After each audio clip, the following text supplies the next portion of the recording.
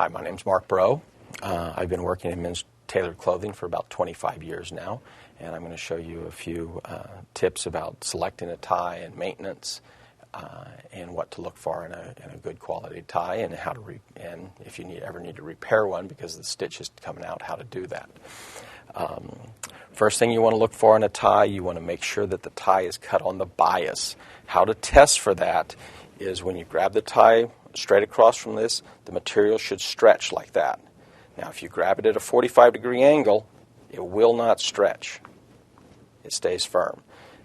Why it's important to be cut on the bias is because if it's not cut on the bias, the tie is going to, after you tie it a few times, it's going to want to twist and twirl on you, and it's just going to turn around, and it's not going to look appropriate for you. Being cut on the bias is very important. Also, you need the liner that's underneath, inside of the tie, to be also cut on the bias. And that you can more or less feel, but the liner I'm referring to is the lining that's in the inside here. It's hard to see too because the tie is stitched, but it's this lining in here.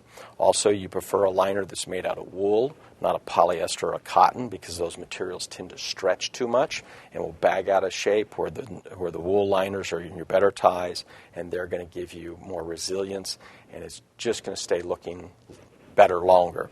Also, the stitch of the tie is very important. There's a hand stitch that runs all the way through this seam of this tie that binds it together, and that stitch should be fairly loose, and you can actually pull it there.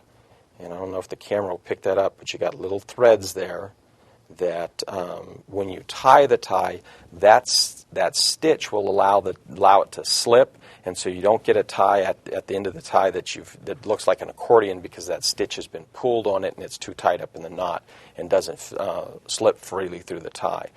If that stitch ever breaks, you basically can hand stitch it back together. You just need to take a needle, some thread, tie it in there, and work slowly in about 3/4 of an inch stitches throughout the back of the tie. Most tailors can do something like that for you.